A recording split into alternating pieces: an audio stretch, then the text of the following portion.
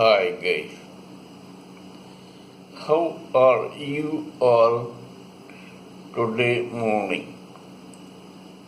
Good morning.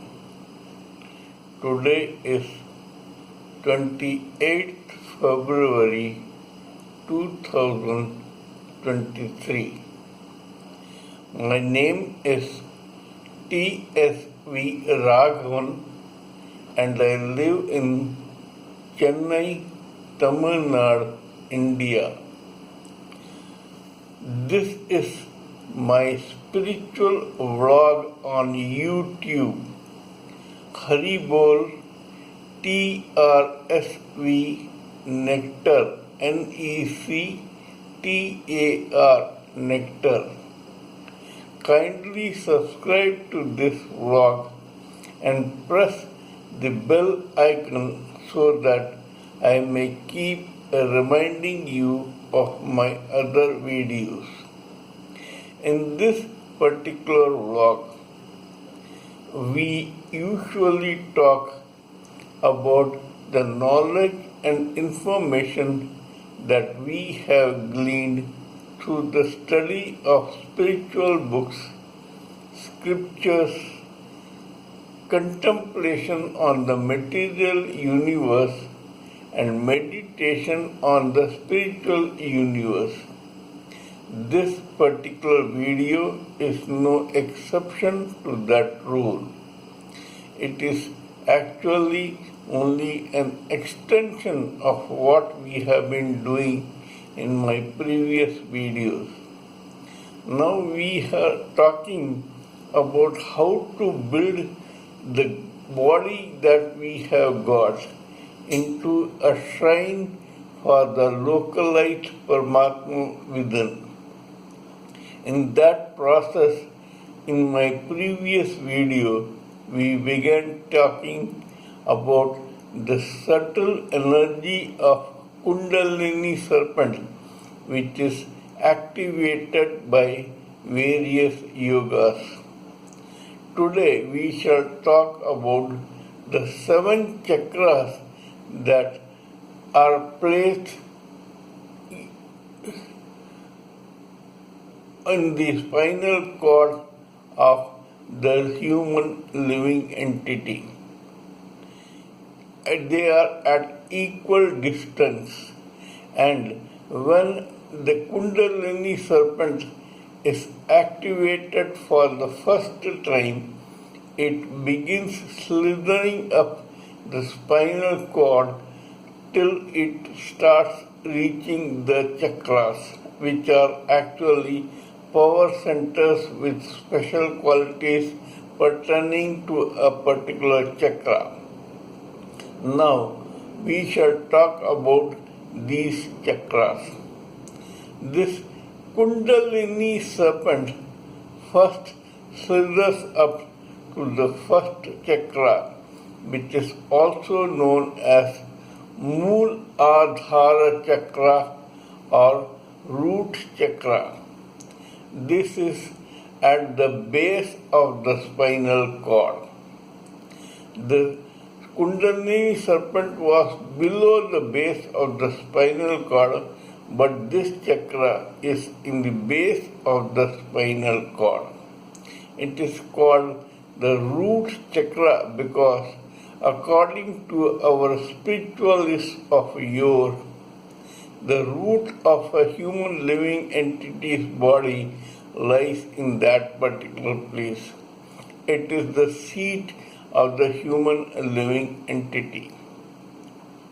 Now, when the serpent reaches this place, the energy pertaining to that particular chakra gets activated. We are talking about the shrine. This particular chakra pertains to specialization on the looks of the physical exterior of the particular living entity's body. It may be tall, broad, muscular, beautiful, strong, and so on according to the whims and fantasies of the particular living entity. That is precisely the reason why it is connected to bodybuilders, sportsmen, beauty contest people, models, etc. It depends on their whims and fantasies. Now, if a particular human living entity who is also a devotee or ardent devotee of God and who wants to represent his own body as a shrine for the Paramatma within, then he or she will shape the body accordingly.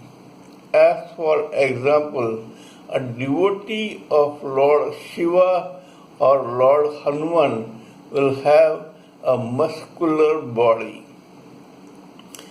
A person who is devoted to Lord Ganesha may have a huge but not muscular body.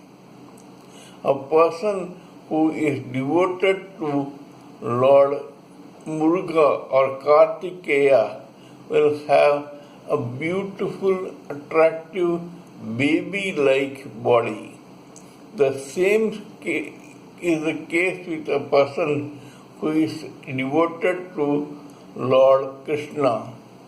Now, those who are devoted to Lord Krishna or Lord Rama will have a combination of muscular macho plus femino body. But at the same time, devotees of Goddess Parvati, Goddess Lakshmi, Goddess Saraswati, etc. will design their bodies accordingly. These bodies will be very, very attractive but not muscular. They will be devotional and beautiful to look at. This goes on and on.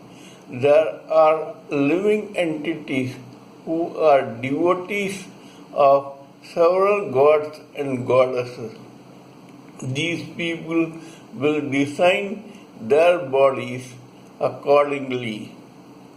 Devotees of Lord Shiva may apply sacred ash on their face to look like they are ardent devotees.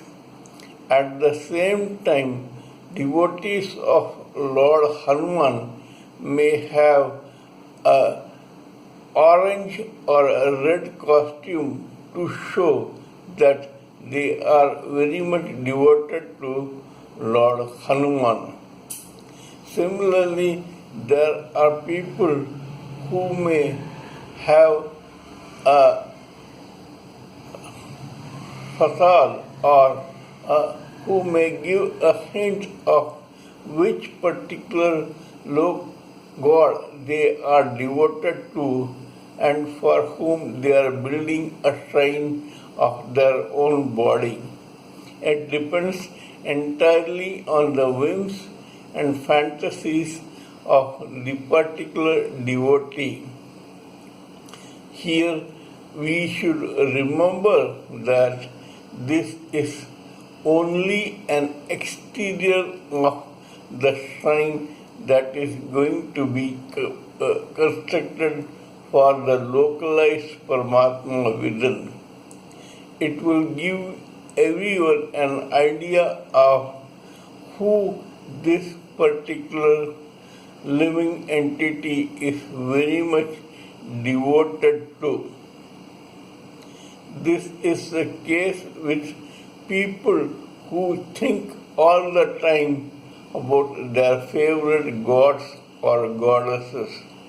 They will behave exactly like their own favorite gods or goddesses and think that they are emulating them. Tomorrow we will talk about other chakras in my video. Kindly let me know what you think of my talk on this particular subject. Please give me your own expert opinions, ideas, and thoughts so that we may blend everything together for the sake of this society. Before concluding, let me tell you that I am also a published author with Amazon Kindle and paperback, and that I write on spiritualism, fiction, and assorted subjects. Spiritualism happens to be my favorite subject. Before we